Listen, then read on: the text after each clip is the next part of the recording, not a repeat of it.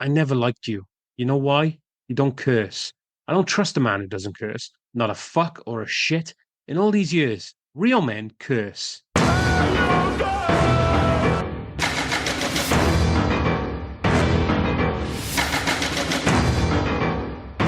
Welcome to the Hey Guys podcast. I'm Rob, that's Liam, and this week we watched 1993's Falling Down. Proof that yes, Michael Douglas is an okay actor when given the right script. Before rewatching this film, I was ready to call it the Angry Dad Manifesto, but now I've rewatched it. This film is basically the video guide on how to become a male Karen.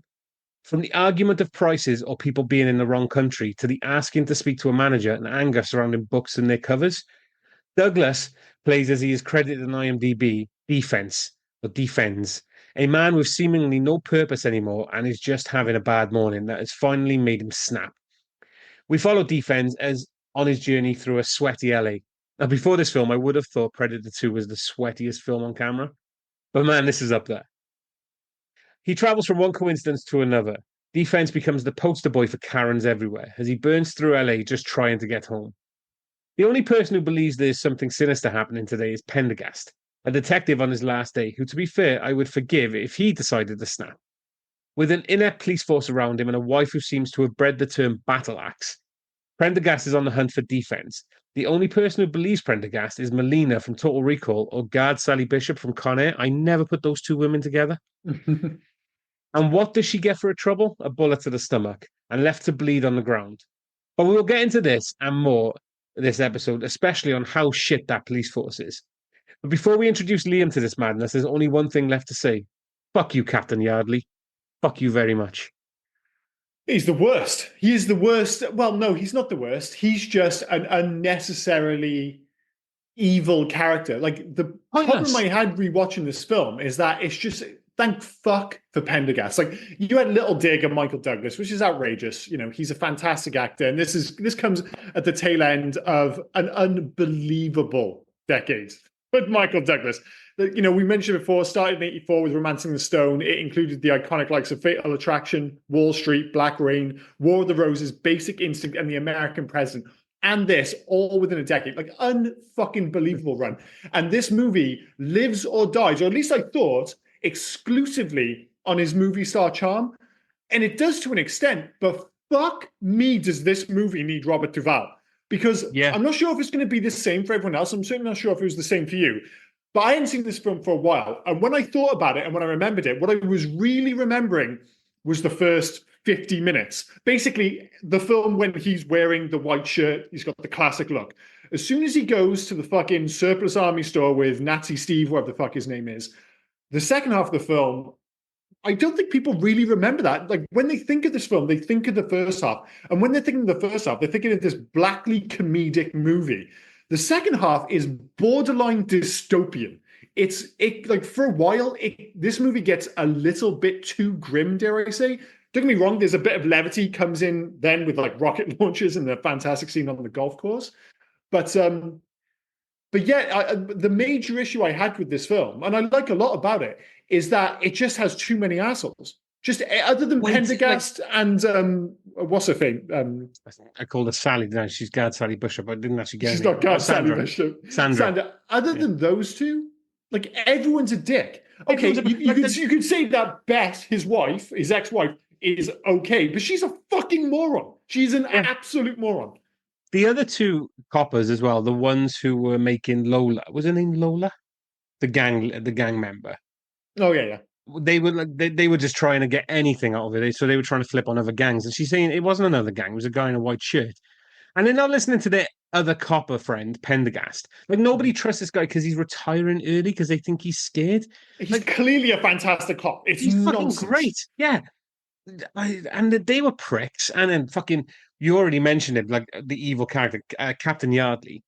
He's such a dick. And it's like, but that's the one that got me, because it just felt so unbelievably unnecessary. It's just like, why would the chief of police hang this character out to dry on his last day, when, again, he's clearly a really good cop, and he fucking slaughters him? I was just like, where did that come from?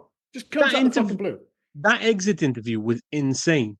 It looked like Prendergast was being made to sit in a chair 2 sizes too small for him, whilst Yardley is just like standing over him, and that the one side of the office looked completely empty. When you look over Pendergast's shoulder, like if we looking at his face, it's fucking empty. And then when you look from Prendergast's point of view, everything's behind the captain's desk. The whole setup of that office was weird.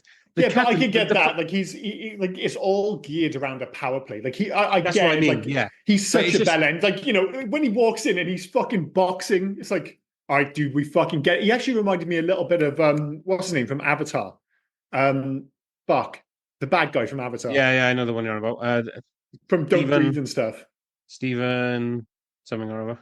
Yeah. Well, when he comes in and he's like doing push-ups, it's all about having those power play. And then, if you want to, like, you put someone in a tiny chair to make them feel insignificant. Like, he's a complete dickhead. I get it. I just don't think he needed to be a bellend as well, because this film is full of assholes, and it does stretch credulity about 3/4 of the way through, where Michael Douglas has run into apparently the umpteenth bellend. Like, nobody's had a day like that ever. Stephen Lang. Stephen Lang. Thank you very much. Thank you very much. No, it reminded me a little bit of. Did you ever watch 24? No. Well, I watched it back in the day, and I watched it on DVD, so I wasn't watching it week to week. And it was when his daughter was like a big part of the story.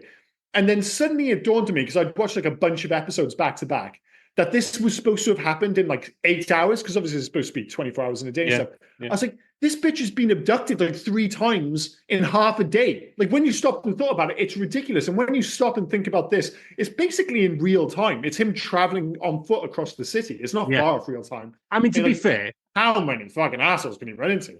So you said it's a game of 2 halves. You remember more of the first half, and then when 100%. I do remember the costume change. Everything after the costume change, I don't remember as well. Well, not so much, because I remember a lot. Like the rocket launcher scene always sticks in my mind, but I misremembered this film, or him causing a lot more damage. Like, for some reason in my mind, he caused a lot more damage, and there was a massive showdown at the end between like the coppers and everything. It was Prendergast trying to talk him down. I completely forgot. He didn't really do much, but what he did was enough, was sufficient. And you could see every time he got into it with somebody, he was going more and more insane, like he was losing his marbles. To the point, that guy on the golf course, Frank on the golf course, I honestly think Frank kind of deserved that anyway. Like, when that guy was walking up towards him, he's like, no, he's on my golf course, and he swung the ball. And then you just wrong time, wrong day, dude. And defense pulls out the fucking shotgun, shoots. The irony of, oh, you need your pills? Where are your pills? Oh, they're in the truck. I shot that truck once. It didn't explode. The engine turned on, apparently. Yeah, it's a strange one. But at that point, I think you needed that sequence, because obviously the guy dies and it's pretty dark, but he's got like, he stands over him. Now you're going to die wearing that silly little hat and stuff, which the way I delivered that makes it sound actually pretty dark. It goes back at that point to being darkly comedic before it again gets very dark towards the end. But and like you said, like there's the rocket launcher sequence, which feels like it's from another movie. But at that point, I did feel like it needed that levity, that return to kind of almost absurdist black comedy. Because, as I said, for a stretch there, this film was starting to bum me out a little bit. And make no mistake, it is one of the worst adverts for America of all time. This is, to the West Coast, what like fucking Midnight Cowboy was to New York back in 1969. Like that kind of film where you watch it and go like, why would anyone ever go to New York? And it's bizarre, because I was trying to convince my wife to go to LA. I was like, well, we can go to LA and then maybe we could go to Hawaii. But she's never wanted to go. And she watched this film with me. She's like, there's no fucking way I'm going to LA. I'm like, I don't think this is representative. This film, I mentioned at the top as being, it kind of veers wildly from blackly comedic to borderline dystopian. And there is a through line of borderline, I would say, hatred for the US in this film. When I think back to this film, I thought it's a guy having a meltdown. Underlying all that is clearly a very unsubtle critique on the state of the US in 1993. And of course, this was shot in and around the LA riot, so I guess it's quite timely in that regard. But this is as much about the death of the American dream. There's iconography all the way through the film, and it starts with his haircut. He's a man out of time. He's got that 1950s, 60s haircut. He's part of the boomer generation. He was promised this idea, these generations have been to war, but you're going to have this, this fantastic America. And then by the 90s, as far as they're concerned, it's all gone to shit. And it's right down to like, the flags breaking on the ground. It's all relatively unsubtle, but it's stuff I had totally forgotten about. But the other thing, I guess, was that when it came to, are we going to call him Defense? Are we going to call him Foster or William or Bill? I'm calling him Defense. He's IMDb credited as Defense. It's a ridiculous fucking name, but let's go with Defense. And the other thing I have to ask, what was up with the plot device of him having his own license plate? He just does not seem like the kind of guy who would have his own personalized license plate at all. Somebody's bought it for him. They were proud. Well, no, I think it was meant to be. He was proud that he worked in defense. Like that's the whole thing. He's American to the core. Don't come to my fucking country and not speak my language. Don't charge me prices that I don't believe in. Like he's American to the core. So he is so proud that he works for a defense company. Absolutely. So I kind of think, yes, he would have a license plate. And then, obviously, he got fired because he's no longer needed. And then, he was, and then you see, he kind of saw himself in that guy, didn't he? I did have his name. It was the other guy who. When he was doing the speech outside the bank. Yeah, not economically viable. You mean Vondie Curtis Hall? Vondie Curtis, Mr. Non-economically viable. Yeah, he saw himself in Vondie Curtis. It's like we both dress the same. We're both white shirts. We've both been fired.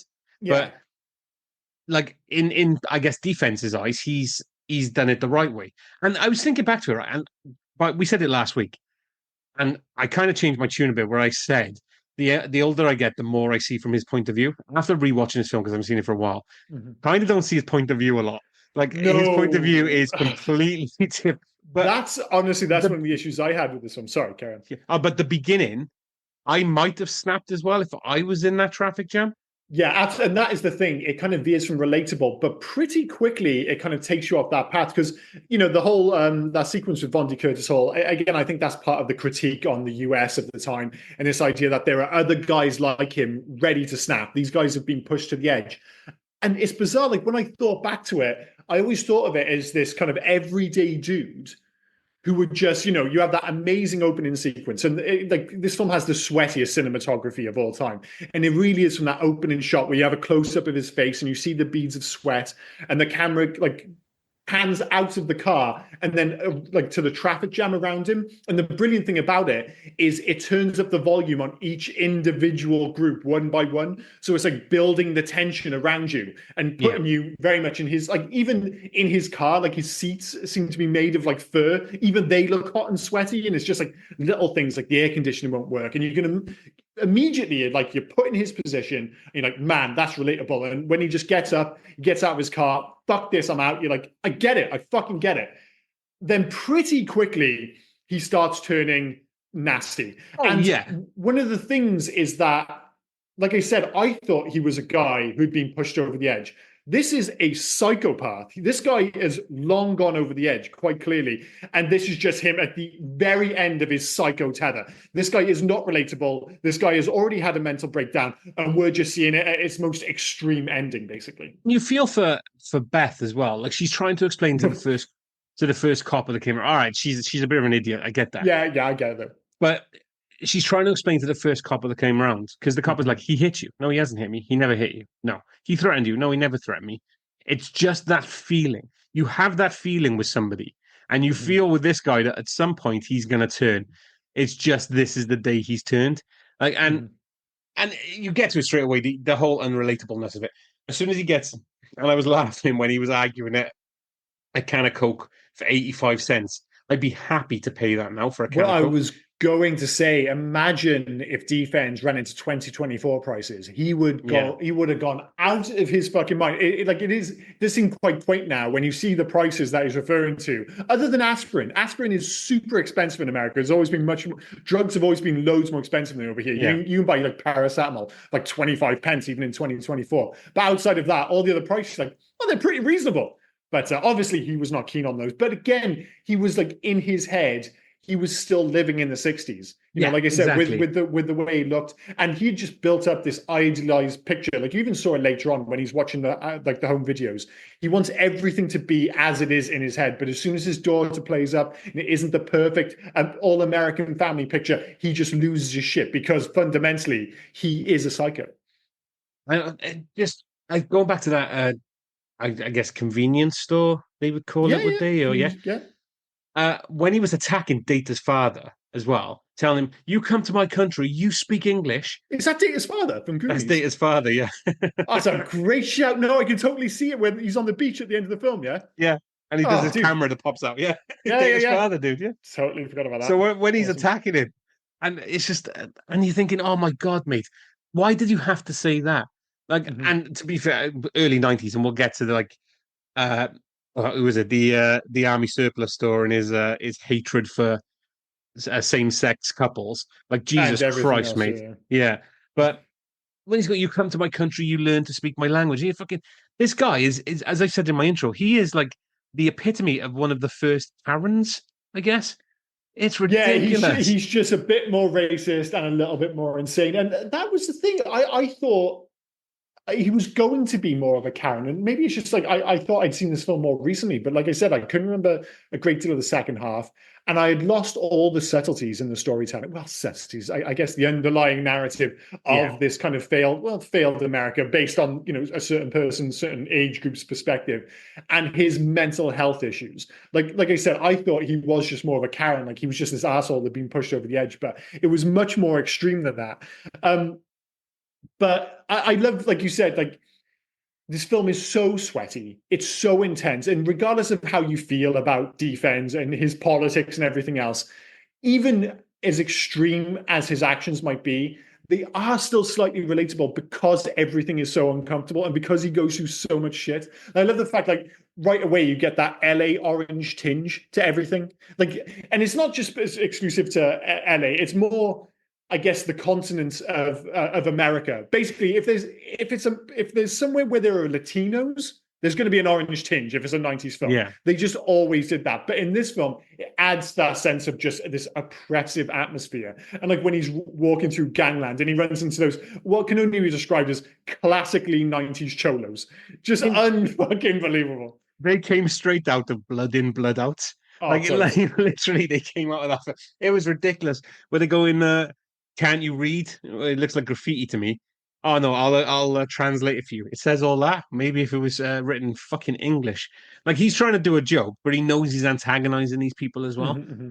And I wish they would stop calling that thing a baseball bat. A baseball bat is not that small.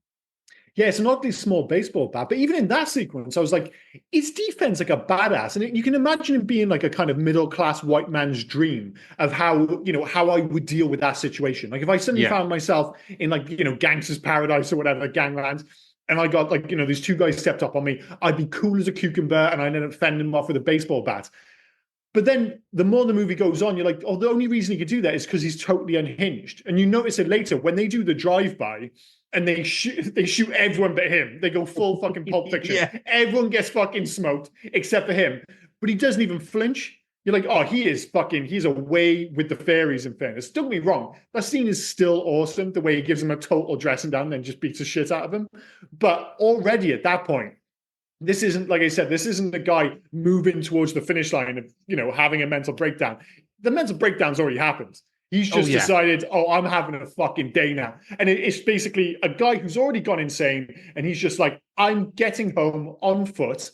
And because of that, it almost becomes like the ultimate LA movie. Because supposedly, even the way it was shot kind of across the city. So geographically, it all makes sense. I did get a quote from the producer, where I can't bloody find it now. Oh my God. Oh, sorry, this is terrible podcasting. Okay. I will say, whilst you're looking for that, I'm going to say I loved watching Robert Duvall in this. I believe he saved a lot of this film story-wise. Like, he was great. But not only the people in his own precinct, but did every copper hate him? He showed his badge to the cycle copper at the beginning. And for some reason, the cycle copper was a prick. Like, every cop in LA, except for Prendergast and Sandra, complete assholes. But what I did love about that scene was when Prendergast showed his badge and he said, "Look, we can push this off." And the cop was like, "All right, this is a detective. I'll have to listen to him." But then that other guy pulled out his badge as well, and he went, "Yeah, I'm in linoleum." Yeah. It's pretty cool. Do you find it? I did. Yeah. Sorry, it is. So it was the production designer, Barbara Ling, said, we mapped this so that you really were going across Los Angeles from Silver Lake down to Mid-City to Koreatown and I guess I guess it ends at Venice Beach, doesn't it? Yeah. And you really do get that feel of him going on a journey. And I know they had to shoot certain things in different locations because literally the LA riots did disrupt production of this movie. But for the most part, they tried to shoot on location, tried to shoot it concurrently. And what it ends up feeling like to me, if I was going to compare it again to like an East Coast movie, is this feels like the LA version, a one-man Warriors, if you will. Because remember, with the Warriors, it's like, very much a New York movie, and you get these guys having to make their way across the city. It feels like that, only this is a one-man journey, but just as violent in many respects. I mean, Jesus Christ, like I said, even if it's not like a big altercation, if anything, it's the little moments which become more relatable when people are just being dicks, when he's just like, why can't you just be a normal human being? And they're the things that drag you back on board. That and the fact that I know I'm a bigger fan than you are, but Michael Douglas is so compelling. If he wasn't as compelling a screen presence, I think his character would become borderline unbearable. But that doesn't remove from the fact, which you've already pointed to there, just how important Duvall is. Because if you just had 120 minutes of nothing but Michael Douglas and these horrendous people in LA, I think it would be too much. As I said, it does tiptoe to becoming a little bit too oppressive at one point. But every time it does, you either get a bit of levity with the black comedy, or more importantly, you go back to Duvall as Pendergast, and he's the complete opposite of Defense, where Defense is like blaming everything but himself. It's like the world's fucked up, not me. Whereas if Pendergast, like you said, he has to deal with so much shit. Every cop's an asshole, but he always has this quiet dignity. And Robert Duvall's, again, such a likable. I'd watch him every day. Yeah, what I like 100%. As well. What I like, what you said then, is we do need him, because if we didn't have Pendergast putting these breadcrumbs together, you would then need Defense causing more damage. He'd have to blow up the mini mart. He'd have to, I don't know, shoot more than one bullet in the whammy burger or whatever that was called. And fucking hell, you went whammy a bit much. Can I have a whammy burger with some whammy fries and a whammy shake? All right, mate, we know the name of the fucking... It's like when I used to work at McDonald's, that someone would come in and order a McChicken McSandwich. I mean, you're putting too much mucks in it, dude. Just stop. Like, yeah, you can tone that down a bit. But that is maybe the most iconic scene in the whole film, in fairness. Oh, it is. It is. And that's when I went, like, and I've said it already, but when full Karen, when he goes, can I speak to your manager? And even at this point, this guy thinks he's well above his station. And this is what used to piss me off as well. Is this Rick now? Rick, the manager? Rick, the manager. In a movie full of assholes, Rick, and I think it's largely because of his face, is maybe the most annoying of all of them. But what pissed me off, and this is one of the only times I'll say I'm on Defense's side, and I used to work, like I said, I used to work fast food. I used to work at McDonald's a long time ago.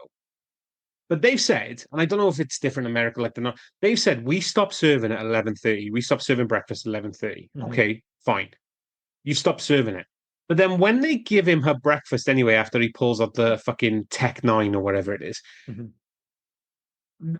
right behind them all, the whole tray is a whole hopper full of breakfasts that have been made, and they're just going to chuck away. So if somebody wants to buy it, sell it to them. That's what we used to do. Yeah, but that's what I mean.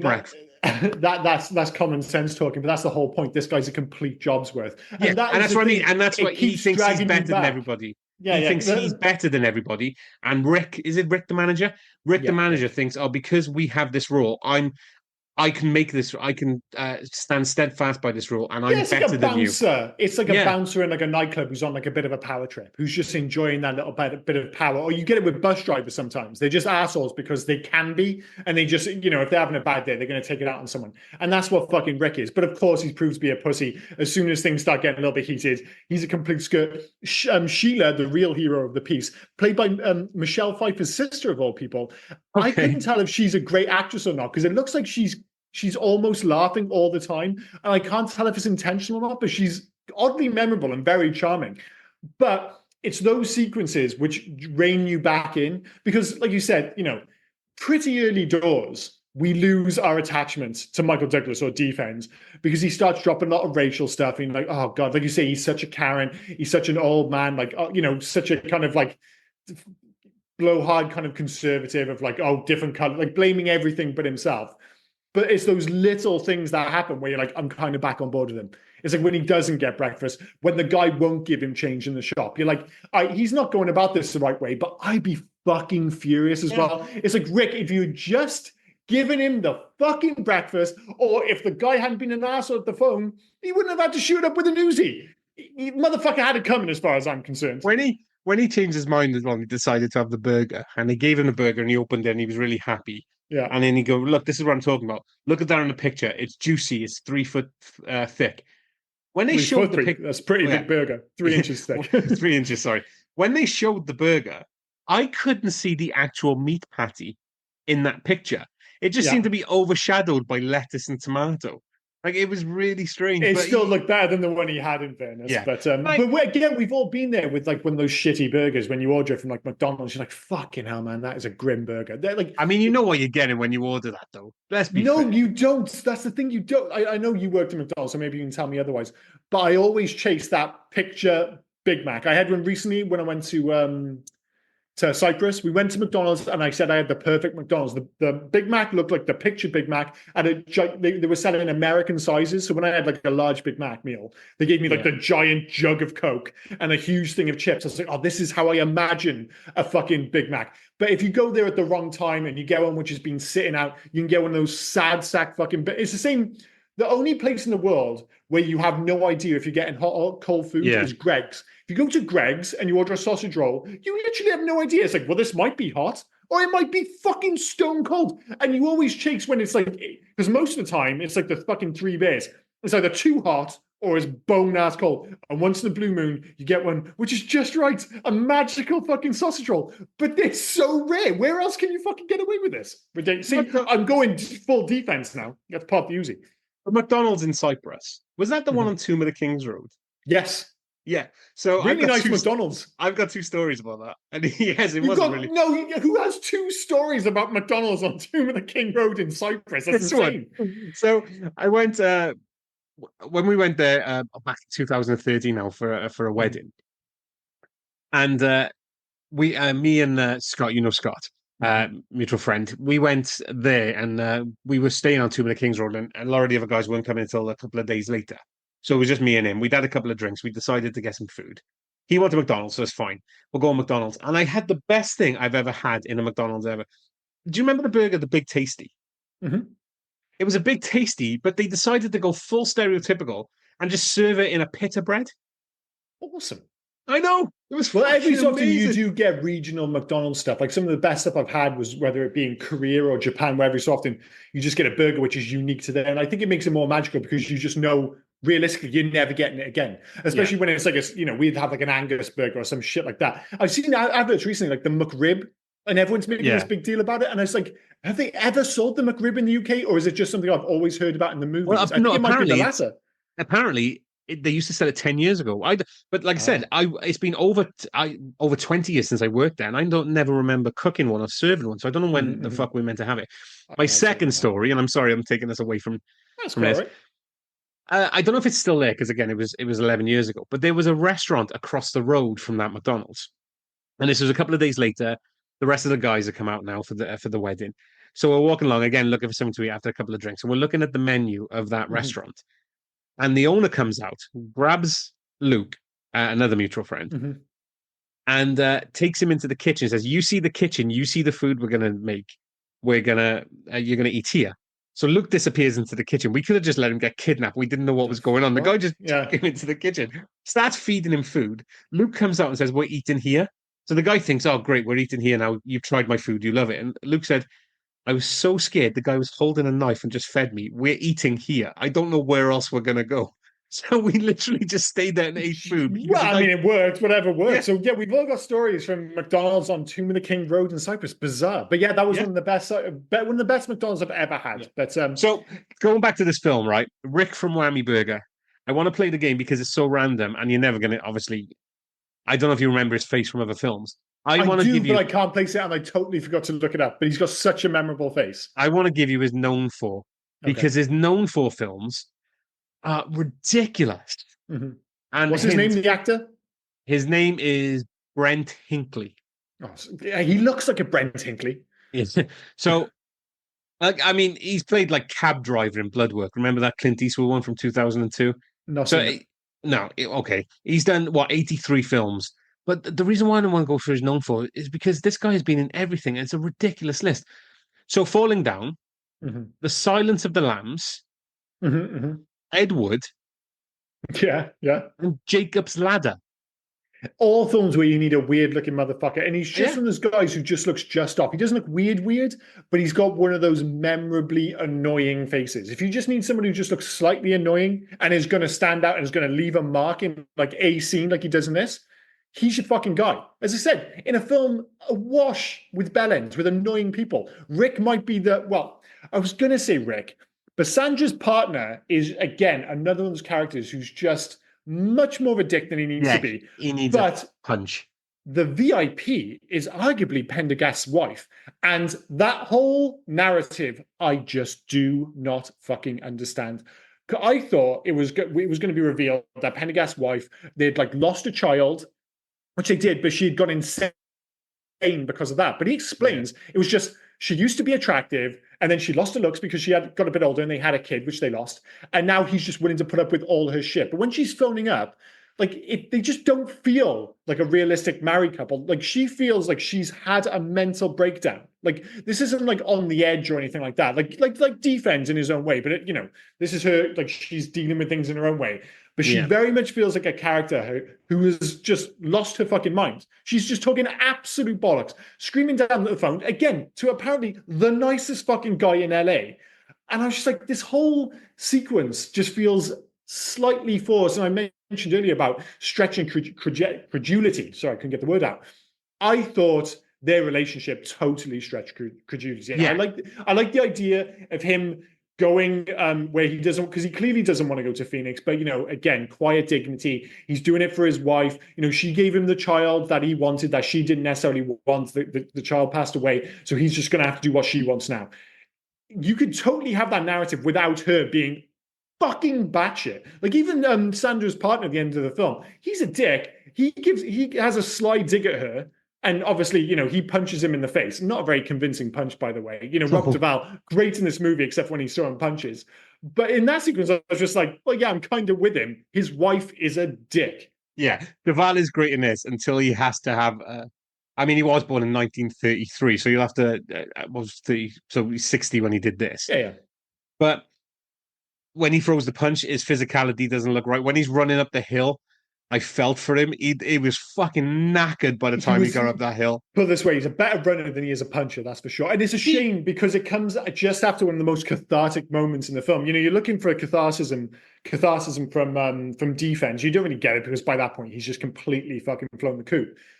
But you get it with Pendergast when he finally tells his crazy ass wife to basically shut the fuck up. You're like, yeah, man, you fucking told that crazy bitch.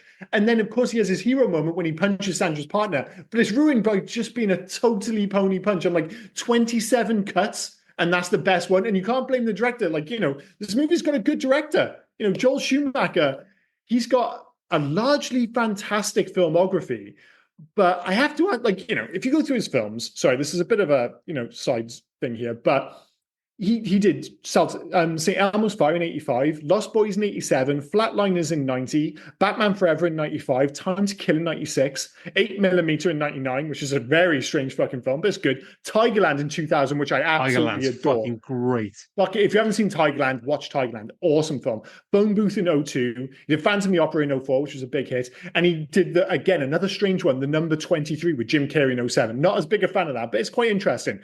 So he's had this really... It's just one more. Just go to one more film. Yes, I am going to go to one more film. But is there any other director who's got such an impressive filmography who's remembered almost exclusively for one terrible film? Because most people, when they think of Joel Schumacher, they think of Batman and Robin. I feel like it just completely... Sorry, which film are you going to suggest? So, no, I'll stick with... I'll say that at the end, because yes, you're right. You said a couple of films and I forgot Joel Schumacher directed, because yes, if I think of Joel Schumacher, I think of Batman.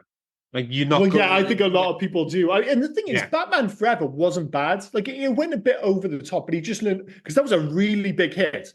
He just took all the wrong lessons from Batman Yeah. Forever and applied them to Batman and Robin and made one of the worst mainstream blockbusters of all time. I tried to rewatch that. I thought, oh, maybe I can enjoy it ironically. I made it 20 minutes. I was like, no, it's just fucking terrible. I just can't believe he made that film. The guy who made fucking Lost Boys made Batman and I Robin. know. It's absolutely insane. So you were going up the list and then you stopped 2007 on the number 23. What I meant by one more, if you went to 2008, you would have hit Blood Creek, which I haven't seen Blood Creek. I've spoke about before and I've put it on our socials.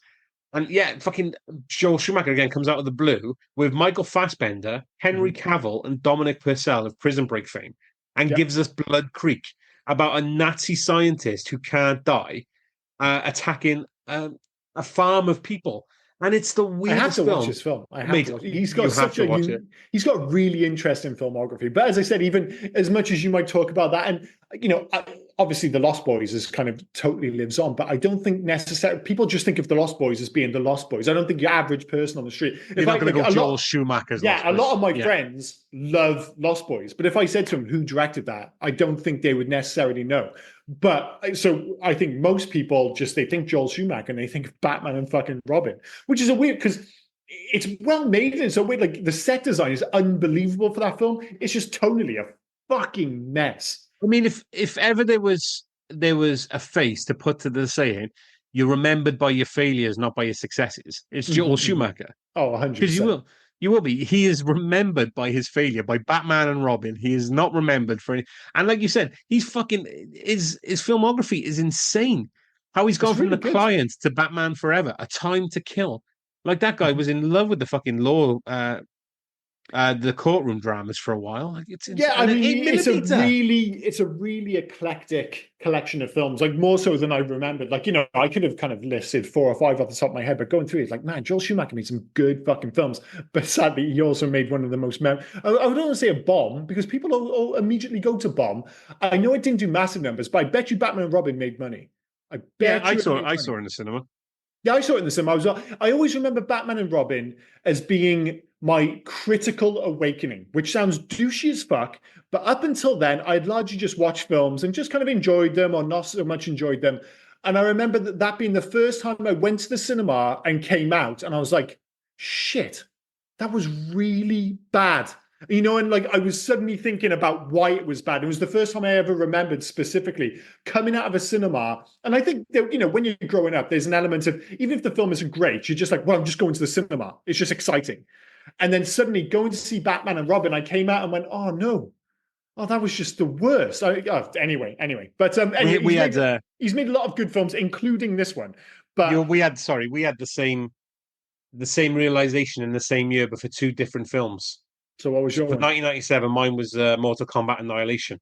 Well, I saw that. I saw that. That was sadly the last film I ever saw in the Monroe, which was a cinema in Rhodes, which I adored. Yeah. And the last 2 films I saw in that cinema were Mortal Kombat Annihilation and inexplicably Mortal Kombat Annihilation.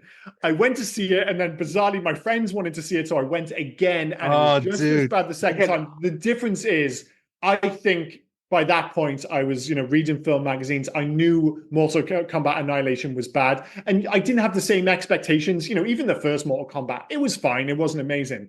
But Batman was a fucking big deal. Oh, yeah. Batman was a big deal. Yeah. Like, I came out of Mortal Kombat. Oh, sorry, Karen. Sorry, I came out of Annihilation the same as you, just going, do you know what? That was a bad film. Like, that was fucking... I don't think it had the same level of disappointment because it was just Mortal Kombat. Whereas like walking out of a Batman movie and being like, that was ass. I was just like, I just always associated Batman as this like, just good movies, I suppose. And then suddenly you had Batman. Because like, it's easy to look back on Batman Forever and be like, oh, it wasn't a great film. But when I watched it in 1995, I liked it. Like, I liked Val Kilmer. Everyone fucking loved the soundtrack. The soundtrack was massive. And even though it went a bit Dago and silly, it still had just enough of a foot in the kind of darker side of the Batman. I didn't mind Batman and Robin when I first saw it.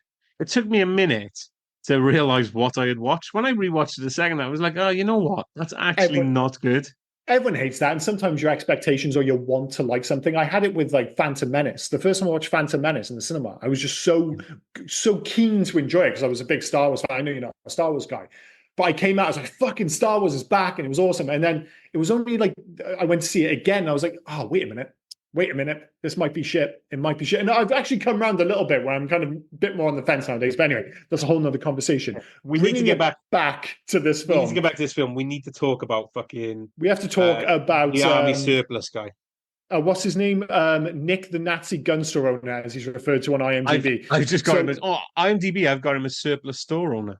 Oh, when I read it, it was Nick, the Nazi gun store owner. But anyway, this is where the film gets pretty dark, and I think part of it is, and when I think of as being the second part of the film, because he suddenly gets like the suit and everything and changes his look, and it all gets a bit darker. Part of it, of course, is that obviously he was relevant in 1993 with everything going on politically then. Now it feels a little bit too on the nose, and it does hint at that whole how far-right politics can kind of, there can be a blurring of the line between far-right politics and more extreme ideology, in this case Nazism, because when they're talking initially, Nick the Nazi thinks that defense is basically of the same mindset. He's like, oh, you're into guns, you're into this.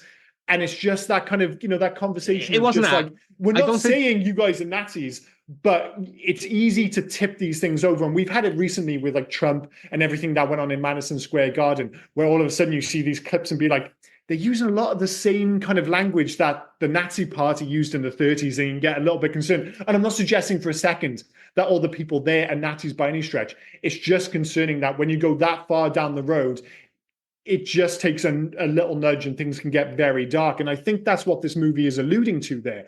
Yeah, but sorry. Maybe I just didn't want to deal with it at that point. I was just like, oh, this isn't darkly comedic anymore. It's just dark as fuck. I don't think he latches onto defense because he likes guns or anything like that. When he's listening to his radio scanner, he's latching on because all of defense's crimes pretty much are against minorities. Yeah. Like he's had that crime against Mr. Lee. Then he's attacked the gangbangers who are Latino, and then he's he's held up the Whammy Burger Bros as Nick the Nazi surplus store on the set, as you've credited him. As he said, that Whammy Burger is known for African Americans. He's used other derogatory terms, but he said that one is known to have them all. Have you seen them congregate around it? So he's thinking, oh, this guy is just attacking all the minorities. So he's one of us. So if I bring him into my Nazi cave, he's going to love it. That's exactly what it is. The Nazi cave has Nazi Santa Claus, for heaven's sake. Yeah. It's totally a Nazi cave. When he takes him into it and he starts showing him these things, look at this, it's a gas mask. Does that scare you? Ooh. And then he shows him the mustard gas or whatever it was. And he goes, feel it, shake it. That's been used, brother. That's been used. And he thinks he's found a kindred spirit. Thank you. A like-minded individual. Mm-hmm. And then defense just turns around and goes, no, I'm nothing like you. You're a racist asshole and like a bigot and everything. And I would never be on your side. And you think back and look at the crimes that you've done. Okay, you're not seeing race apparently, but you haven't really. Though, that's the point. Yeah, that's the whole thing with defense throughout the film. Like he has that realization at the end of the film in the showdown on the pier, where he's like, "Wait, I'm the bad guy." It's like, yeah, you're the bad guy, and that is the thing. He doesn't think he's racist. He doesn't think he's this asshole. But then when you look over what he's done throughout the film and what he said, you're just like, no, you are an asshole. And obviously you're not as bad as Nick the Nazi. He's the extreme thing. But there's a reason he thinks you're a kindred spirit. It's not just because of some of the actions you've taken.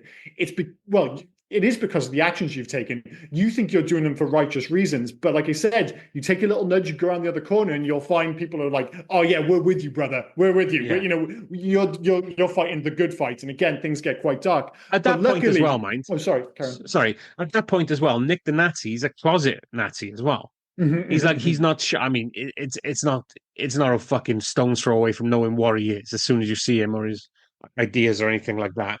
But he's just absolutely in his beliefs. Like he kind of wants people to know, but he doesn't want to come out and say it because I guess again he just wants to be in the closet. But then when he thinks that defense is his kindred spirit, as we've already said, and he's the guy out there, then you're thinking, oh, Nick the Nazi is going to be like, oh, I'm on your side, I'm going to come out with you.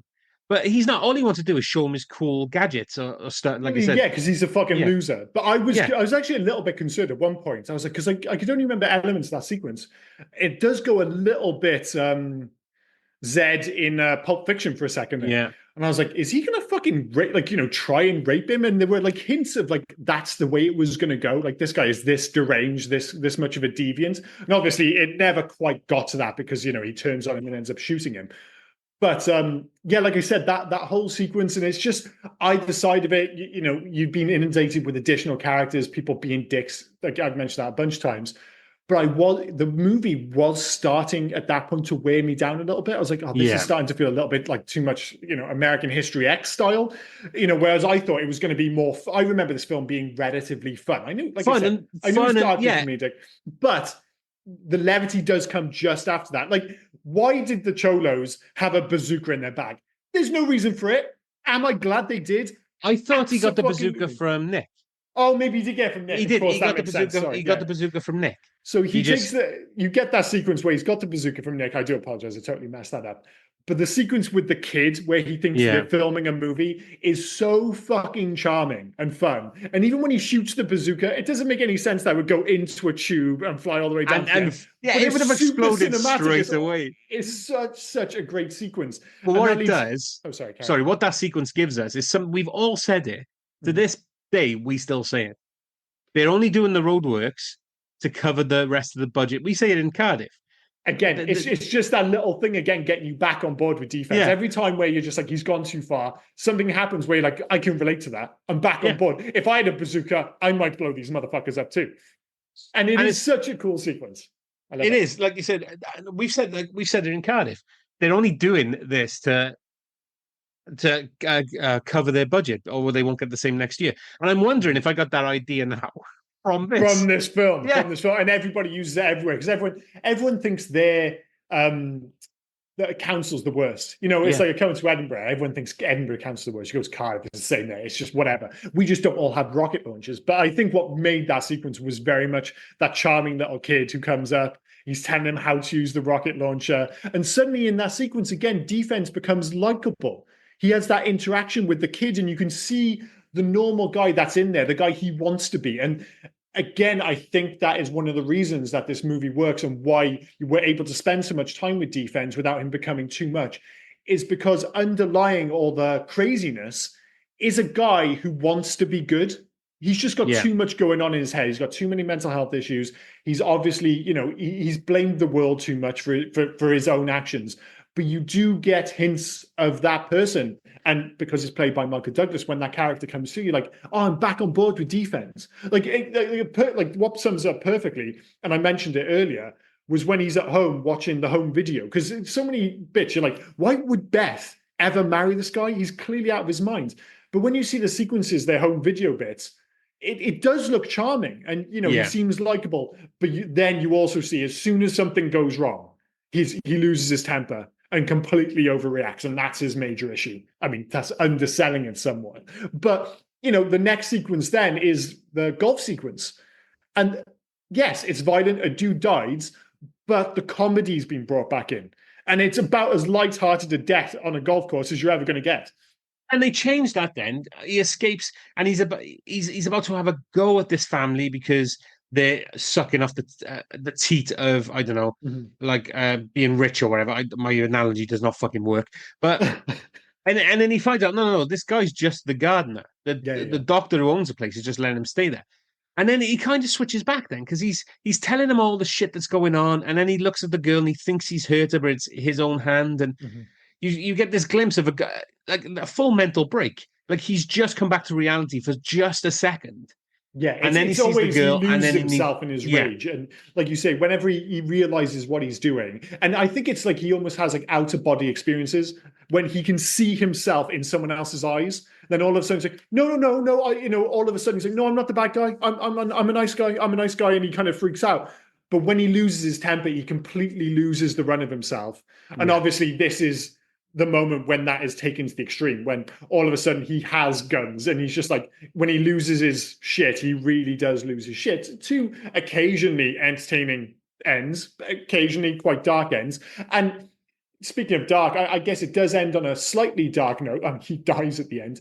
But before we get that, we do get, and I've mentioned a few times how dumb Beth is. So all the way through this film, we mentioned he's traveling across LA. And as he's traveling across LA, he keeps calling up Beth. He's like, I'm showing up. I'm showing up. And she keeps hearing more and more news about how fucking insane he is and what's actually going on. And obviously the police aren't helping.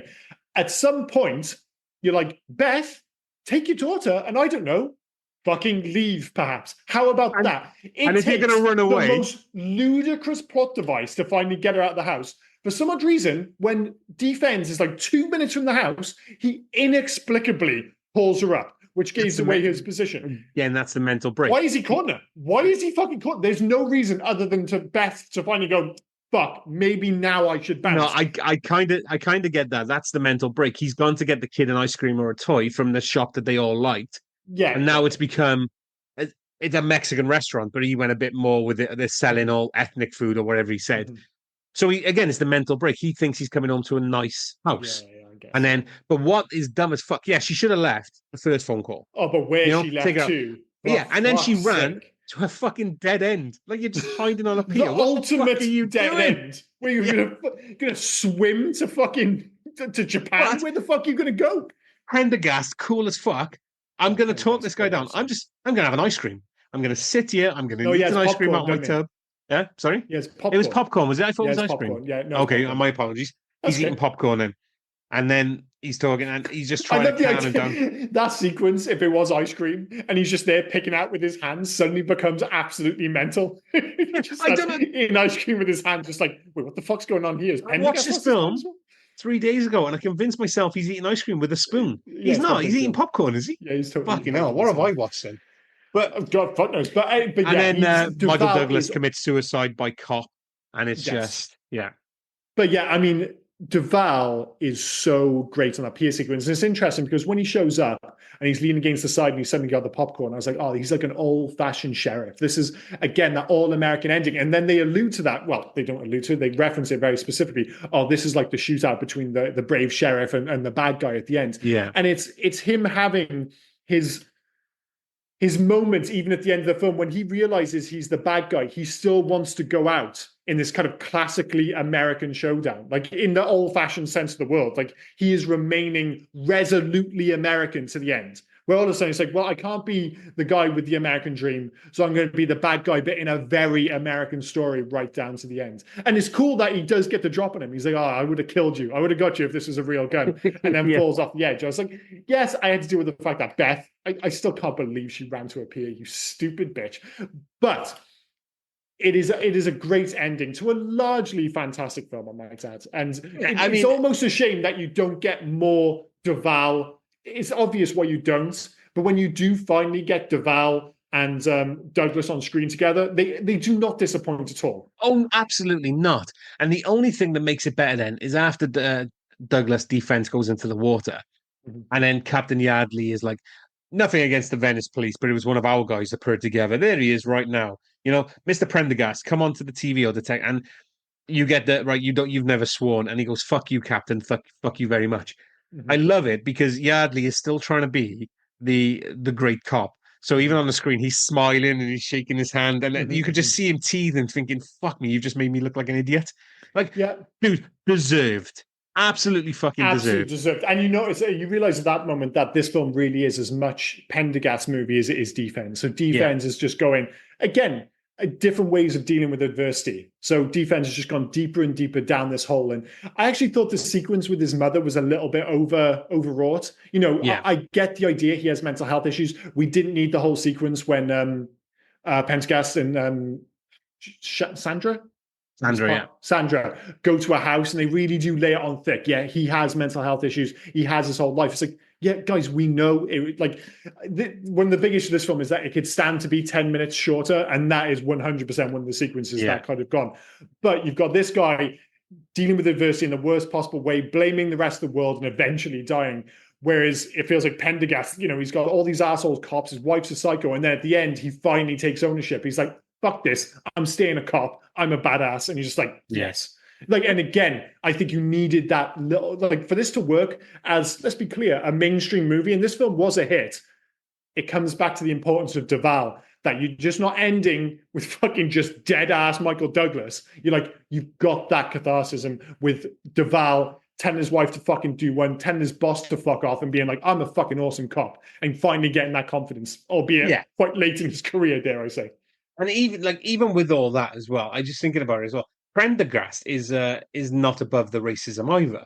Like they give him the subtle racism, don't they? Like when he's speaking to Mr. Lee and he goes and Detective Brian, what's he saying? I don't know. He's Korean. I'm fucking Japanese.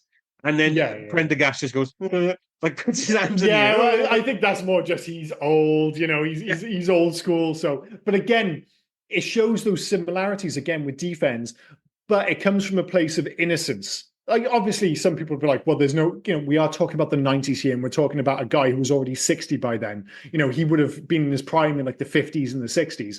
Yeah. So yes, he's not a perfect man by any stretch of the imagination, but he is fundamentally a good man, even if he is a flawed man. So, and it shows the two sides to the tale there. But should we move on to favorite scene? Yeah, absolutely. I mean, the obvious one is the fast food sequence at Whammy Burger, and that's the most memorable. It's the most iconic one. Rewatching it, I really needed that bazooka sequence, and I absolutely adored it. As I said, it was just coming off the back end of like 10, 15 minutes where I was like, oh, this is starting to drag, and it's all getting a bit too depressing, and then suddenly you get this fantastic bazooka sequence, which is absolutely ludicrous. Perhaps tonally doesn't fit in with the film, but I love that it's there. So the correct answer is probably Whammy Burger, but rewatching it, I adored the bazooka sequence. I wouldn't even say the correct answer is Whammy Burger. For me, it's the ending. It's when you get Prendergast and Defense together, and then they start having that conversation. Adele, and I couldn't hear her name Adele without singing "Hello from the Other Side," but still, that's a 2024 issue. Yeah, but it's just everything. Prendergast is doing everything. He's walking Defense around. He's trying to get him away from the gun, move the gun, trying to make sure he's between Defense and the family. And everything about that scene is fantastic, right up until, like you say, you get the showdown at the OK Corral, showdown at the Venice Pier. Like, I think it's done perfectly, and it's such a fitting sort of ending. Because then you get the true ending then with Prendergast thinking, no, I'm the man, I'm going to fuck. Yeah, I think that is the ending, though. And as you say, I think it is the perfect ending to this film in many respects. Yeah, so that's my favorite scene, to be fair. In terms of loves and hates, I'll go with my loves first. One, the wonderfully sweating cinematography and the fact that, despite his character traits, it really does put you in his shoes from the very opening shot. Two, I mentioned earlier, this is an LA movie in the same way Warriors is a New York movie. That sense of depressing progression across the worst parts of the city. Terrible advert for LA, but really puts you in a time and place, And number three, Michael Douglas proving unequivocally, I might add, that he is one of the greatest movie stars of his generation. And I'm going to sneak in a fourth one, just in case you wanted to come back on that. Robert Duvall is the secret MVP, just as we mentioned, just as essential as Douglas to this movie. So I love how you didn't want to start arguing, thinking, no, I'm just going to check Michael Douglas and then move on quickly. Just move on quickly. We can't have that conversation this late in the podcast. Well, we've already been going quite a while, so I'm not going to tell you how wrong you are. No pulling at that thread. Loves for me, we've kind of said the same thing. So Duvall, I think you said secret MVP. Duvall is the MVP. There's no secret about it. He's fucking great in this. We kind of said the thing. You said it twice. I've just put sweaty LA. You feel LA. You feel how sweaty it is. You feel how nobody wants to be there, but everyone has to be there. It's fucking intense, and I love it. It's just so horrendously oppressive. Not just the sweatiness, the people, the sound, everything just makes you just feel gross. And my third one, a bit of a joke one. It's not really my feelings, if anyone wants to call me out. Frank kind of deserved it. Frank the golfer kind of deserved what he got. I think it's fair enough. Yeah. Again, because in that sequence, they're playing it slightly more for laughs, you can kind of get on board with that a bit more. When suddenly he gets his comeuppance and suddenly, even though it is being quite extreme, you can get back on the defense bandwagon. And the film kind of shifts back and forth, I think quite intentionally to make you feel uncomfortable, and it does. But in that moment, I think we're all just like, yeah, fuck the guy on the golf course. Could die. Hates, number one, not getting served breakfast. I mean, I know it's needed for the movie, but it still annoys me. I just fucking hate so much breakfast behind them. I know. It's needless. So I'm not sure if it's the breakfast or it's just Rick being a fucking bellend, but one of those. Two, I mentioned at the top of the podcast, the first half I think is better, more iconic, and much more relatable than the second half. Like I said, from when he goes to the military surplus store and loses the iconic white shirt look, it's still a good movie, but the memorable sequences I think of the first half. You know, Yeah, if anyone's ever sharing an image from or a scene from Falling Down, they're nearly always sharing a sequence from the first part of the film. That's not to belittle the second half. We mentioned the bazooka sequence is one of my favorites. The golf that's it. course is fun, but at that point, it's starting to feel like a different movie. It's just the first half is when he's having the slightly more relatable breakdown, Yeah. when he's just like a guy losing his shit.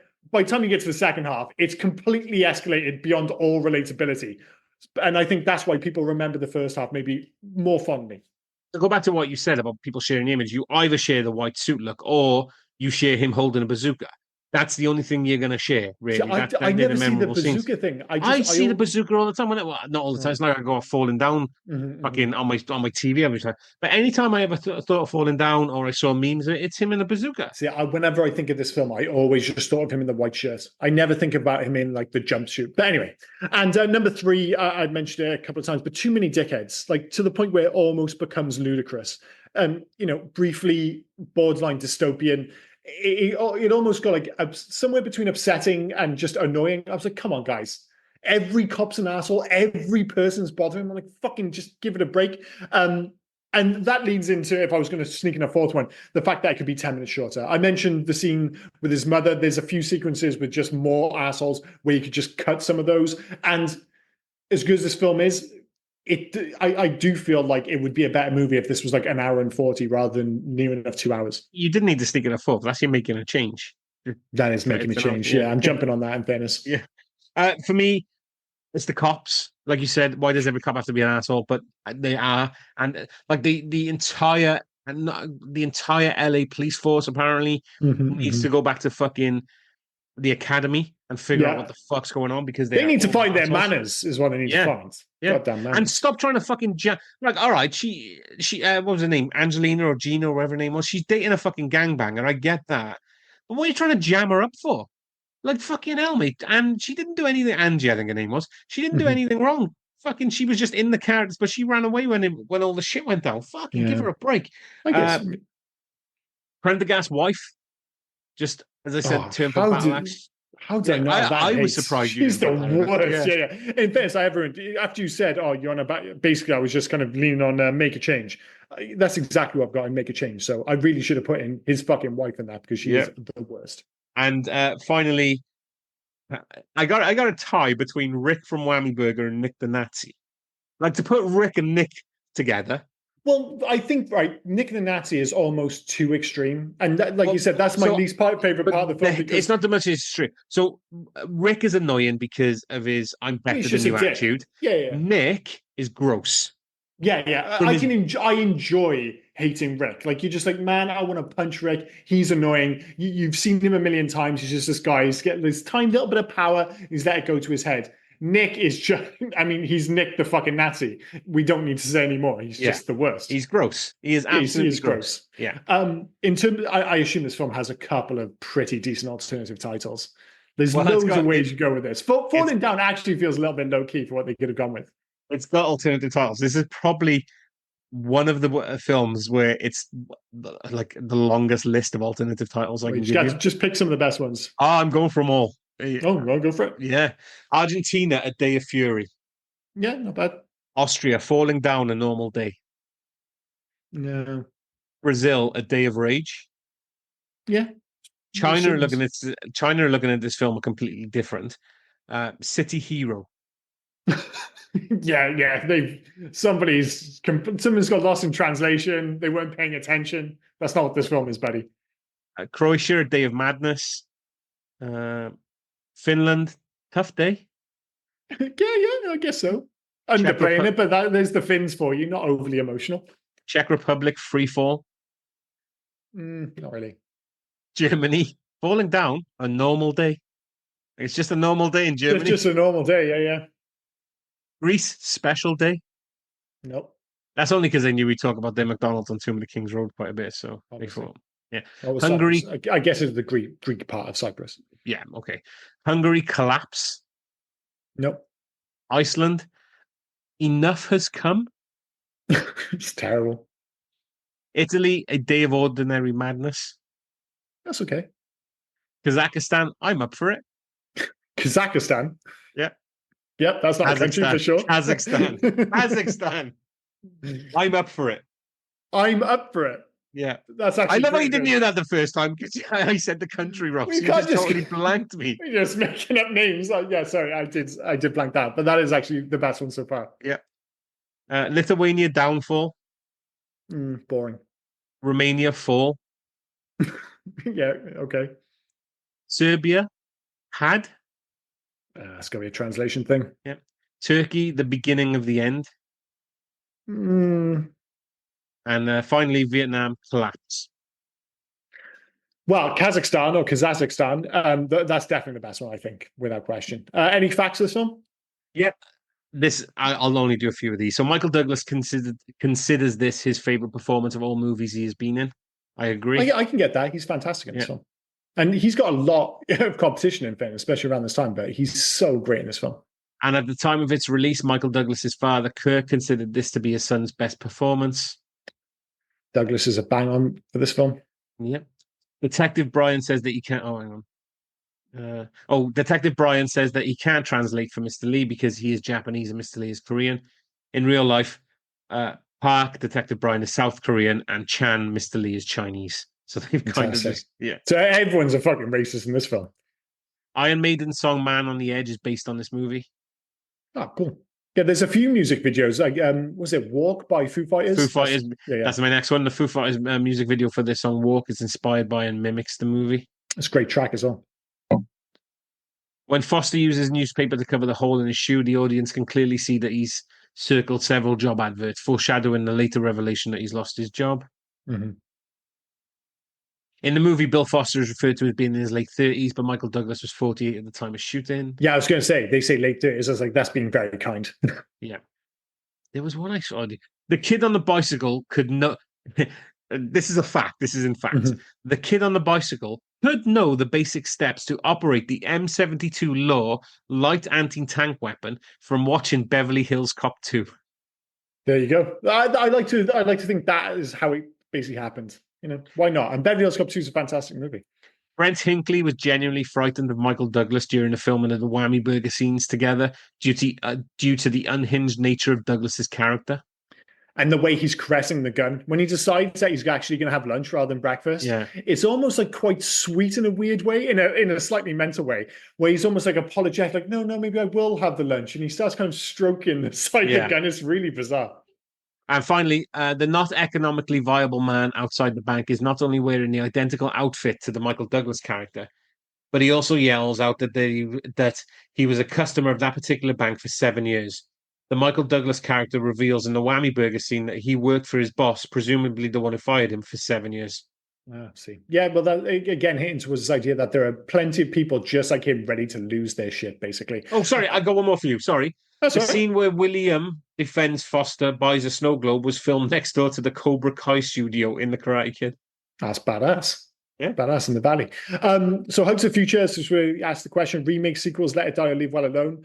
I've mentioned the fact that this is depressingly still a very relevant movie in many respects, but the answer is Leave Well Alone. I mean, who would you have to replace Douglas and Duvall? I mean, it's a good idea, and obviously it's well directed by Joel Schumacher, as we mentioned there, but the real issue, I think, is replacing Douglas and Duvall, and I just don't think it needs replacing. This film still looks fantastic. Yeah, sure, you can see it's set in the 90s, but it's a wonderfully shot film, and more importantly, it's wonderfully acted. You know, there's a reason Douglas and his father consider this one of his best performances. I'm just like, who in 2024 do you get to fill in for those roles? There's not many people I can even think of, let alone even comprehend being as good as those two. And this isn't one of those like old man shouts of clouds things. There are no good actors. There are plenty of good actors out there. But I'm just like, just leave this film alone. It's fine as it is. Leave it alone, not for the same reasons as you, because there's plenty of people that can replace Michael Douglas. The basic Michael Douglas, the same thing as Tom Cruise. But there's another conversation waiting to happen. But basically, it just it's of its time. I don't want to see a film in 2024, 2025 where somebody's arguing over the price of a can of Coke because it's now $3. I don't need any of this to happen anymore. It just basically, we see all the time on TikTok about people filming these fucking Karens for going nuts because somebody's parking on their driveway or for doing this. It's just, it's something that's it's a bit too on the nose now. It's a bit yeah, too relevant, isn't it? So let's just yeah. leave it in the past and just be like, oh, well, this is what it was like in 1993. So yeah, let's leave it as is. In terms of making a change, we've already said mine. I've already stepped on it by accident. It's 10 minutes shorter. That's really it. And a few less assholes, but basically just make this film 10 minutes shorter. That's about it. For me, I just want to see. You don't need the cops to be assholes for this film to still be the same. No, you don't. You really And that don't kind of need. blends into that. I was just like, that was one of my issues. Like, why does everyone have to be so unpleasant? Yeah, Like I'm not saying all the cops have to be sweethearts, but it feels like they go out their way to introduce 6 or 7 cops. And the one that really pushed me over the edge was the chief of police being so horrendously mean. I was just like, Captain Yardley. Captain yeah, Yardley does not need unnecessary. to be a prick. It's fucking Doesn't. so unnecessary, like you said. If he did his job properly and he was a good captain, this film would still be the same. He would just be believing Prendergast, and you'd still get to the same point. The only thing I could think is that they're setting up that last line where he tells him to I go get fuck that. himself, basically. But do you really need that? No, you don't. You only need that last line to tell him to go fuck himself because the captain says you don't curse. But if the captain wasn't a prick, you wouldn't have that original line, so you don't need the ending. Plus, if you wanted the ending and and it meant that you needed to make the captain a prick, okay, fair enough. But how about not making every other cop a bellend as well? Like, the captain being a bellend wouldn't feel so egregious if every other cop wasn't also an asshole. So yeah, that's fundamentally the issue here. But yeah, basically the same problem. In terms of video games, unsurprisingly, there wasn't a falling down video game. There really is an easy answer to this because it is Rockstar. Because I've mentioned the movie a couple of times. Rockstar made Warriors. So the idea, and they're one of the few companies where if they wanted to create a passion project, if somebody over at Rockstar was like, I fancy making a fucking fallen down movie next, a video game, they could do it because they have all the money ever. But what I like is basically the fundamental premise of Warriors, only obviously one person set in LA. But rather than set in LA, just have it set in Los Santos from GTA 5. So just use the map, puts you at one end, and you've just got to get from one side of the city to the other, and you just run into a bunch of assholes along the way. And obviously, it's not quite as open as GTA 5. It kind of nudges you in certain directions and into certain circumstances, but it's absolutely Rockstar as far as I'm concerned, but leaning more on their Warriors game rather than the GTA 5 piece. It's a great shout. I'm glad we've actually gone different this time. So I would have gone with the developer running with scissors. They did Postal. Oh, yeah, I know that. Postal dude, and he just runs around because if I remember rightly from the game, he thinks the government are releasing some sort of airborne agent onto his town, and he just goes nuts. But basically, especially the second half, it feels like a Postal game. You make him completely unhinged, and you just set him off against the world, and it feels like a Postal game to me. I was thinking idea, more GTA. It's not just because of the Warriors and the Los Santos thing. It's also that they actually specialize in somewhat damaged and dickhead protagonists. GTA 5, you basically have 3 assholes as the protagonists. To one level, what's his name? The really crazy one. I can't remember his name. I haven't played GTA 5 in a long time. Oh mate, you're gonna hate me. I don't like the GTA games. No, I've never I played like them. GTA 5. I'm not the biggest fan. It's the sense of humor which often grates against me. I only know there's a guy named fantastic. Trevor. Is I think it might be Trevor's one of them. But it's the reason I actually much prefer the Rockstar games. I'm sorry, the Red Dead Redemption games, because they feel much more grounded, and there's not that cognitive dissonance which I have with GTA 5, where especially with the more modern games, they're trying to tell these relatively grown-up stories, and then you have tanks and all this other bollocks, and it just doesn't really work. Whereas the world and the gameplay and the storytelling in, say, a Red Dead Redemption feels much more organic. Anyway, that's a whole other conversation. That leads us into the best and worst of IMDb. Do you have a 1-star and a 10-star review for this film? I do, sir. I do. So 557 reviews in total. 9 of them were 1-star, and 123 were 10-star. Yeah, so I would be surprised if loads of people absolutely adore this film. So yeah. Maybe depressingly, I think some people might love it for the wrong reasons. Some people love Homelander, and you're just like, fuck, guys, you're not supposed to like Homelander. It's kind of the same. This oh yeah, fucking defense is the matter.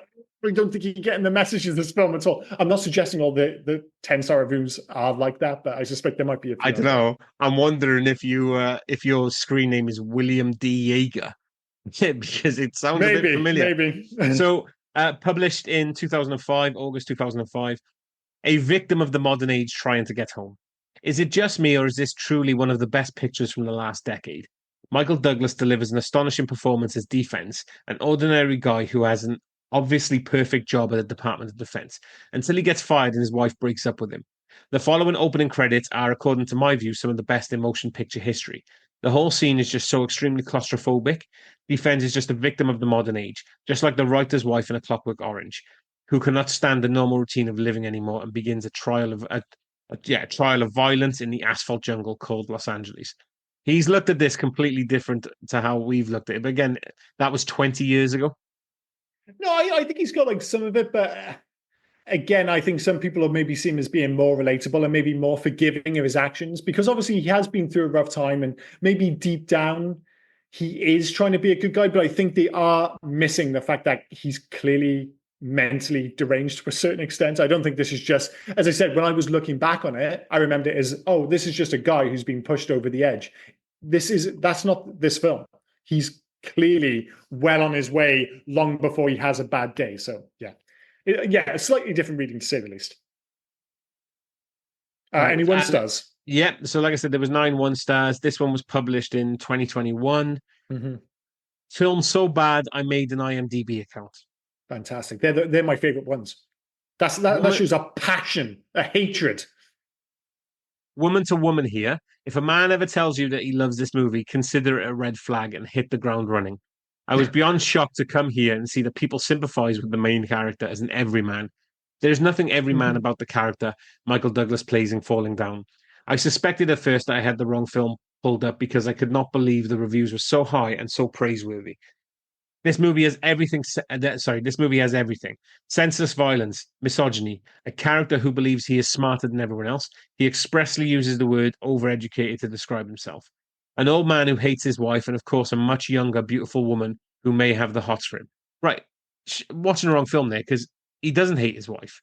No, yeah, but she's not reviewing the film so much as reviewing people's reactions to it. And in fairness, her reviews of some of the reactions is accurate. Like, it is concerning when people are like, "Oh, he's super relatable," and you're on his side. It's like, that shouldn't be the way you read this film, I don't think. But then she's applied it unfairly to the film, I think, to say the least. So yeah, sorry, an old man who hates his wife, and of course, a much younger, beautiful woman who may have the hots for him. Plus, an obligatory stripper scene for all 30 seconds, because what this film needed apparently was to be more offensive. This movie was so beyond terrible that I felt obligated to make an IMDb account for the first time, despite my many years of lurking and trivia seeking, because I felt so strongly that it was that poor of a film. This film thinks it's edgy with a strange type of he's saying it, but we're all thinking it kind of vibe. But if any of what's thinking is what you're thinking, use this film as an opportunity to do some deep self-reflection and ask yourself whether that's the kind of person you want to be. Wanted to love this film, but it's impossible. Well, she's completely misread, like so many others have misread the director's intentions, I believe, and she's just gone to the other extreme. So, yes, unsurprisingly, the extreme views on this film are what I guess we would fear to one extent or another. The fact is, it is a very well-made film, but it was always going to elicit quite intense reactions, I think, to say the least. Speaking of reactions, our own, mine's pretty easy. It's a 4 and a yes. It's a very good film. As I said, it's a touch too long. It gets a bit too depressing, and it's got far too many people who are being wholly unpleasant to the point where, as I said, it stretches, believability. But it's still a great film. It still looks fantastic. The two core performances from Duvall and Douglas are absolutely fantastic. So yeah, if you get the opportunity, it's probably a more interesting film than you remember. It's absolutely worth going back to. So yeah, 4 stars and a yes from me. It's a 3 and a no from me, if I'm honest. Oh. So yeah, so it's absolutely fine. It's very enjoyable to the point, but it's not the kind of thing I think I want to turn around to people and go watch. And probably because I don't want it to be a reflection on me when I say watch this film. Like that's their fucking problem. If they take the wrong lessons out of this, that's their issues as far as I'm concerned. It. But I don't know. I don't know. After rewatching it, and I'm the one that picked this, and I've been looking forward to a rewatch. I'm not too sure if it's something I want to actually say go and watch. So I don't know if I would recommend I get it. Yeah. But that's fair enough. I mean, yeah, but still positive on the movie. So, not a million miles away from each other. Yeah. All right, so that has been 1993's Falling Down. Now, next week, I've been tiptoeing around this for a while, and I have to ask you before I commit to this. Garbage purpose. Can you be objective? Can you go into a film which we already know I can't? Yeah, but you've got to try. You've got to try for the sake of conversation, because This is a film, just be clear, I also don't like historically. And I tested the water by watching the first 15 minutes. And the stuff I don't like, I'm still not keen on. The other stuff, though, I was like, there is magic on that screen. And see, it is 1982's E.T. I watched the first 20 minutes and I was like, I'm still not convinced. And I wanted to stop there because, like, no, I've seen enough to know that I want to rewatch it because I'm the same as you. I don't like E.T. I love Spielberg, nearly all his films. And I keep seeing these lists, and I checked them recently. How many people and how many critics have E.T. as Steven Spielberg's greatest ever movies? And when you think about the fucking, we did Jaws recently, and we went back and rewatched that. I was like, fuck, this is better than we remembered. A true masterpiece. Yeah. And a lot of people would put E.T. ahead of that. So I was like, all right, even if I don't like that ugly ass alien, there's obviously something to it. And as I said, I watched the first 15 minutes, and all of a sudden I was just like, this is shot wonderfully. The lighting's fantastic. The score is unbelievable. The sequences with the kids around the table are so believable that they make other films just, when you have like family interactions, feel so staged by comparison. The other side of that, though, is as soon as I see E.T., I'm like, I just don't like E.T. So I was like, I need to rewatch the whole film. Maybe I'll be won over. Maybe I'll be a blubbering wreck. And I've heard a lot of people suggest that E.T. is actually better if you watch it as an adult than as a kid. It becomes more likable, more relatable for one reason or another. So this is going to be interesting because neither of us liked E.T. growing up. But I think it's probably, if ever we're going to rewatch it, revisit it, take the positives from it, now's the time. I'm happy to do that. And I'm happy. I will be objective. I will look for things I like and look for things I don't. Yes. But you have to prepare for the fact that he is an alien pedophile. I mean, right. I can't remember enough of the film. I suspect he probably isn't an alien pedophile, but I look forward to your argument. Tip at the end, and he looks like a fucking ball bag. He's an alien pedophile. He's on the run, dude. He doesn't want to go home. I tell you what, this film, in the first 15 minutes I watched, the one thing that does stand out is there are a lot of bad parenting. The kids go out to the garden, they've all got knives, and I mean big knives, and mum seems to be just like, whatever. And E.T.'s parents, they just fuck off and leave him. They just bounce. Because they know he's not on the ship. Because he's on a space register. They don't want anything to do with him. But we'll get into that next. I mean, we are talking about what are ostensibly space botanists rather than space pedophile. And I'm not sure if you can be a pedophile if you're a kid, which I guess E.T. is supposed to be. But we will get to this next week. So what I will say, I do look forward to seeing a film like this, kids having an adventure filmed in the obviously it's when it's set in the 80s, compared to like what we get now, which is films set in the 80s, but like Stranger Things kind of thing. All the kids are on it. Oh, so it'll be a huge amount from this. Yeah, and it'll be good to see. So yeah, I'm happy to rewatch it. I can't interesting guarantee... as well that we don't have that nostalgia attached to it. Like we are going to, and like I know it's weird because we're both talking about like we've both seen the film, but I've seen it once, maybe like when I was like 10, 11. Like, I can remember. Yeah. And it's weird because I'm like, I can remember bits, but it's because I've seen a million clips of this film. I've seen, it's on every list. If you're doing a list of films, scenes from me, I've done the E.T. ride in fucking Universal. And I was just like, okay, I've seen bits of this film in the same way I've seen loads of Lawrence of Arabia, but without ever actually having sat down and watched Lawrence of Arabia. But yeah, I think it's going to be a really interesting one because, as I said, I don't have fond memories of this film, but I'm like, there's so many fantastic ingredients. There has to be some good in there. Or maybe I'll rewatch it and I'll love it. Who knows? We'll find out next week. I got a feeling you're going to rewatch it and you're going to love it. I honestly do. Because it just feels like that's what's going to happen and we're just going to be on at ends. Because I don't think I'm going to love it when I watch. But I'll be objective, I promise. I don't think I'll ever love a film where I still, the aesthetic of E.T. himself is so unpleasant. But I was... like I said, beyond E.T., whose design I was just like, man, I probably dislike more than I remember. Everything else around it, I was like, there's some good stuff here. There really is. I do think, like Neverending Story, we might get torn apart a bit online with our review, but we'll have to wait and see. Well, we'll have to see what happens. Yeah. Neverending Story is not a fantastic film, though. It's not. No, it's shit. And why people keep fucking crying over that horse drowning after you see him for 30 seconds on screen, I don't know. Yeah, I can see why people were attached to it as a kid, but us going after that, and I think, we always have our fun, but I think, again, it's that mix of like, okay, we're just tearing this to pieces, but we try and be objective. I just don't think it's a fantastic You try and be film. objective. Yeah, okay, one of us tries to be objective.